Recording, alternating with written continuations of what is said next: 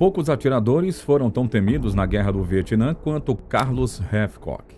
Esse sniper norte-americano, que teve mais de 90 baixas confirmadas no conflito em território asiático, também conseguiu acertar um disparo de mais de 2 quilômetros de distância contra um inimigo. Hoje vamos contar toda a sua trajetória militar, desde as suas primeiras missões no Vietnã até o triste fim que a vida lhe destinaria. E aí, ficou curioso? Então não saia daí, porque o vídeo de hoje já vai começar. Como a Guerra do Vietnã começou? A Guerra do Vietnã, um conflito prolongado que ocorreu na segunda metade do século XX, teve as suas raízes na luta pela independência do Vietnã contra o domínio colonial francês.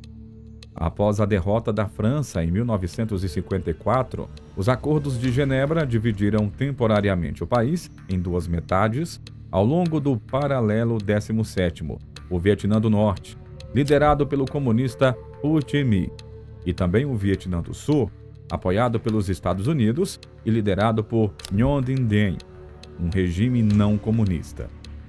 À medida que o Vietnã do Sul enfrentava crescente instabilidade política e um movimento de guerrilha comunista crescente, conhecido como Vietcong, apoiado pelo Norte, os Estados Unidos começaram a se envolver mais ativamente. O comprometimento inicial dos Estados Unidos foi em apoio militar e econômico ao governo de Diem, mas escalou significativamente, sobretudo depois da suposta incidência de Tonkin, em 1964, que levou a uma resolução do Congresso autorizando o presidente Lyndon B. Johnson a intensificar a intervenção militar. Voluntários americanos se juntaram às fileiras das Forças Armadas por diversas razões. Alguns sentiram um senso de dever patriótico, acreditando que estavam lutando contra o avanço do comunismo e defendendo a liberdade. Outros foram impulsionados pelo desejo de aventura, patriotismo ou obrigação do serviço militar obrigatório, que foi instituído nos Estados Unidos durante a guerra. A complexidade política, as duras condições no terreno e as controvérsias ligadas ao conflito moldaram profundamente a percepção pública e o curso da guerra. Quem foi Carlos Havelock? Carlos Havelock nasceu em 20 de maio de 1942 na cidade de Little Rock, Arkansas. Seus pais eram Carlos Norman Havelock I e May Thompson. Após a separação dos pais, Havelock foi morar com a sua avó, em Myrtle, Arkansas, onde passou os primeiros 12 anos da sua vida. Durante visitas aos parentes no Mississippi, Havelock começou a desenvolver as suas habilidades de tiro e de caça, isso já desde muito jovem, uma necessidade para ajudar a alimentar a sua família de poucos recursos. Ele costumava ir à floresta acompanhado do seu cachorro, onde fingia ser um soldado caçando inimigos japoneses imaginários com um rifle Mauser alemão que o seu pai, veterano de 2 guerras, havia trazido da Segunda Guerra Mundial. Havelock também usava um rifle JC Ringes, calibre .22 de tiro único para suas caçadas. Desde cedo, Havelock tinha o sonho de se tornar fuzileiro naval. E no dia do seu 17º aniversário, em 20 de maio de 1959, ele realizou esse sonho ao se alistar no Corpo de Fuzileiros Navais dos Estados Unidos. Antes de ser enviado para o Vietnã do Sul, Havelock já tinha conquistado campeonatos de tiro, incluindo competições em Camp Perry e a prestigiosa Copa Wimbledon. Em 1966, ele iniciou seu serviço na Guerra do Vietnã como policial militar. Bom, mais tarde, Havelock se tornou um atirador de elite, impulsionado pela iniciativa do capitão Edward John Land, que estava incentivando os fuzileiros navais a incorporar atiradores de elite em todos os pelotões. Land, que estava recrutando fuzileiros navais com habilidades excepcionais de tiro, rapidamente encontrou Havelock. Em 1965, Havelock havia vencido a Wimbledon Cup, o prêmio mais prestigiado no tiro de longa distância, durante as competições em Camp Perry. Combates no Vietnã e duelo contra a Apache. Carlos Havelock foi transferido para o pelotão de atiradores da 1ª Divisão de Fuzileiros Navais, estacionado na Colina 55, a 16 quilômetros a sudoeste de Da Nang. Foi ali que ele se tornou uma lenda do Corpo de Fuzileiros Navais e o atirador mais letal da Guerra do Vietnã. Hathcock não era o único atirador notório da selva vietnamita. Havia também uma mulher Vietcong, líder de pelotão, interrogadora e atiradora, conhecida pelos fuzileiros navais como Apache. Ela operava nas selvas do Vietnã muito antes de Hathcock chegar e era famosa pelos seus métodos sádicos. Relatos descrevem Apache como sendo tão bonita quanto mortal. Ela se destacava não apenas por suas habilidades de liderança e tiro, mas também pela crueldade com que torturava soldados americanos, frequentemente se posicionando com suas vítimas próximo de bases do exército americano para que os gritos agonizantes fossem ouvidos. Apache e o seu grupo operavam nas proximidades da Colina 55, onde Hathcock estava baseado. A sua arma preferida era um rifle russo Mosin Nagant de 7,62 mm, modelo 44, com mira telescópica. Em novembro de 1966, após a morte de um dos camaradas próximos de Hathcock, ele passou a caçá-la, mas retornava todas as noites sem sucesso. Até que em uma tarde, o capitão Edward James Land avistou uma mulher vietnamita de pequena estatura carregando um rifle que correspondia à descrição de Apache, acompanhada por 5 guerrilheiros vietcongues. Com muito cuidado, Hathcock e Land se aproximaram do grupo, aguardando o momento certo para agir. Quando a mulher se agachou para fazer as suas necessidades, Land ordenou uma barragem de artilharia sobre o grupo. Percebendo a emboscada, os vietcongues começaram a correr, mas foram alvejados. Land então mandou Hathcock derrubar Apache.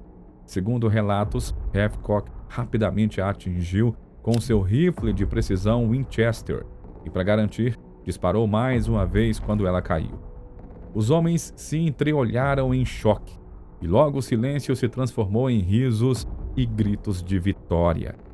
Eles haviam eliminado a mulher mais temida do Vietnã. Antes de seguirmos em frente, quero ter certeza de que você esteja conosco até aqui e que também esteja gostando do conteúdo. Comente a frase "Quero mais histórias". É super rápido e assim você ajuda no alcance do nosso vídeo. E ainda poderá ser fixado nos comentários, demonstrando a sua presença. Um disparo inacreditável. Carlos Hathcock era constantemente caçado por um atirador norte-vietnamita, conhecido como Cobra, um contra-atirador temido, que usava um poderoso rifle Mosin Nagant 91/30 com mira telescópica. Cobra tinha como missão pessoal eliminar Hathcock. E nesse processo, matou vários fuzileiros navais, incluindo um sargento de artilharia nas proximidades dos alojamentos de Hathcock. Hathcock relembra que, ao encontrar o seu camarada caído, ele fez uma promessa. Eu fiz um voto, ali mesmo. Eu iria pegá-lo de uma forma ou de outra. Hathcock reconhecia a habilidade de Cobra e sabia que era apenas uma questão de tempo até que um dos dois fosse abatido. No entanto, ele estava confiante de que, por melhor que fosse o seu inimigo, não era melhor que ele. Certo dia, Hathcock e o seu observador, John Roland Burke, saíram da base equipados e começaram a rastrear o atirador inimigo na selva vietnamita. Quando Cobra avistou Hathcock e a sua equipe, ele silenciosamente mirou no atirador americano. No entanto, Hathcock acidentalmente tropeçou em uma árvore e o tiro de Cobra errou, atingindo o cantil de Burke. Após a falha, Cobra abandonou a sua posição e correu para o interior da selva, resultando em os dois atiradores e seus observadores terminarem em posições opostas de onde começaram. Infelizmente para Cobra, agora ele estava de frente para o sol e um raio de luz refletiu em sua mira. Ao notar o brilho nos arbustos, Hathcock imediatamente pegou o seu rifle e disparou contra o inimigo. Ao se aproximar do corpo de Cobra, Hathcock ficou surpreso ao descobrir que a sua bala havia passado diretamente pela mira do atirador inimigo, atingindo-o bem entre os olhos. Hathcock então pegou o rifle de Cobra, esperando levá-lo como troféu. Contudo, a arma acabou sendo roubada do arsenal da base. Dispensa e retorno. Um fuzileiro naval, acreditando que Havecock estava esgotado após repetidas missões perigosas, levou os oficiais superiores americanos a decidirem dispensar o atirador em 1967. No entanto, Havecock se alistou de novo após apenas uma semana em casa com a sua esposa e filho. Não treinado em outra coisa, e sendo um fuzileiro naval dedicado, ele queria continuar protegendo seu país e os seus companheiros. Havecock foi inicialmente designado para a equipe de instrução de tiro em Quantico, Virgínia, mas não se sentiu realizado nessa função e acabou retornando ao Vietnã, onde assumiu o comando de um pelotão de atiradores. No dia 16 de setembro de 1969, os veículos de combate anfíbios LVT-5, nos quais ele e a sua equipe estavam, detonaram uma mina antitanque ao longo da rodovia 1, ao norte da zona de Pouso Baldé. O veículo incendiou-se imediatamente. Com uma determinação incansável para salvar o maior número de vidas possível, Havecock correu repetidamente através das chamas, retirando 7 fuzileiros navais do veículo em chamas, antes de desmaiar em um arrozal, sem perceber a extensão de seus próprios ferimentos. Vários outros fuzileiros navais vieram em seu auxílio, colocando-o na água. Havecock e os 7 fuzileiros que ele mesmo salvou foram evacuados de helicóptero para o navio hospital USS Repulse. Posteriormente, eles foram transferidos para um hospital naval no Japão e, finalmente, para o Centro de Queimados do Brooke, Centro Médico do Exército no Texas. Havecock sofreu queimaduras em 43% do corpo, algumas de 3º grau, encerrando assim a sua carreira como atirador de elite. Durante a sua recuperação, ele foi condecorado com o Purple Heart e também a Silver Star pela sua bravura no incidente com o veículo anfíbio. Aposentadoria forçada e diagnóstico trágico. Devido aos graves ferimentos sofridos no Vietnã, Havecock passou a viver com dores quase constantes, mas manteve o seu compromisso com o ensino de atiradores de elite. Em 1975, a sua saúde começou a se deteriorar e ele foi diagnosticado com esclerose múltipla. Mesmo assim, permaneceu no Corpo de Fuzileiros Navais, embora sua condição piorasse progressivamente.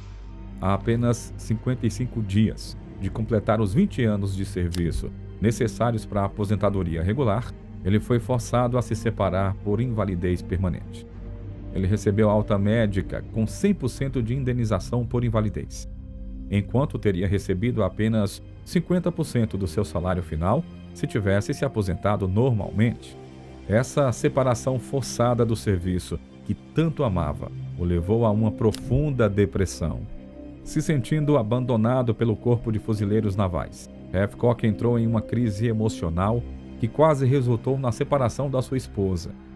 No entanto, ela decidiu ficar ao seu lado. Encontrando um novo propósito, Havecock desenvolveu o hobby de pescar tubarões, o que o ajudou a superar a depressão. Além disso, Havecock continuou a contribuir com seu vasto conhecimento, fornecendo instruções de tiro para departamentos de polícia e também unidades militares de elite, como por exemplo o SEAL Team 6. Quantas baixas foram causadas por Carlos Havecock? Durante a Guerra do Vietnã, o nosso protagonista do vídeo de hoje alcançou 93 mortes confirmadas de soldados do Exército Popular do Vietnã, ou PAVN, e Vietcongues. Para confirmar uma morte, as regras exigiam a presença de um observador de atirador e um terceiro, geralmente um oficial.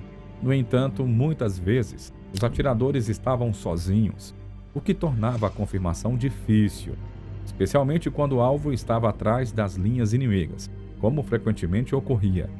Havecock estimou pessoalmente que eliminou entre 300 e 400 soldados inimigos durante o seu serviço na Guerra do Vietnã.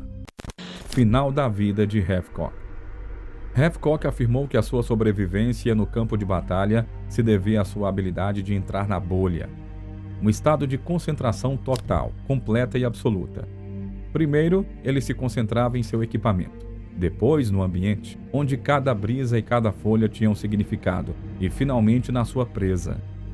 Após a guerra, um amigo lhe mostrou uma passagem escrita por Ernest Hemingway, que dizia assim: certamente não há caça como a caça ao homem, e aqueles que caçaram homens armados por tempo suficiente e gostam disso, nunca mais se importam com mais nada depois disso.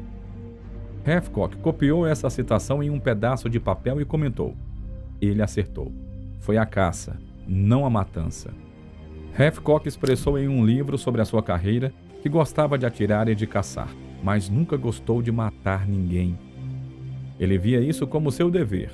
Se eu não pegasse esses bastardos, então eles vão matar muitas dessas crianças vestidos como fuzileiros navais. É assim que vejo as coisas. O legado de Hathcock continuou através do seu filho, Carlos Hathcock III, que se alistou no Corpo de Fuzileiros Navais dos Estados Unidos. Ele se aposentou como sargento de artilharia, seguindo os passos do pai como atirador, e se tornando membro do Conselho de Governadores da Associação de Atiradores Distintos do Corpo de Fuzileiros Navais. Carlos Hathcock faleceu em 22 de fevereiro de 1999 em Virginia Beach, aos 56 anos, devido a complicações da esclerose múltipla. Ele está enterrado em Norfolk, Virgínia. E aí, o que você achou do vídeo de hoje, hein? Conhecer a história de Carlos Hathcock? Tem alguma sugestão de tema para os nossos próximos vídeos? Fique à vontade para comentar. E com isso chegamos ao final do vídeo. Não esqueça de mostrar o seu apoio clicando no botão de like e se inscrevendo logo abaixo. Isso nos ajuda a saber que estamos no caminho certo. Agora fique com o vídeo que está aparecendo na sua tela de recomendações. Um grande abraço e até a próxima!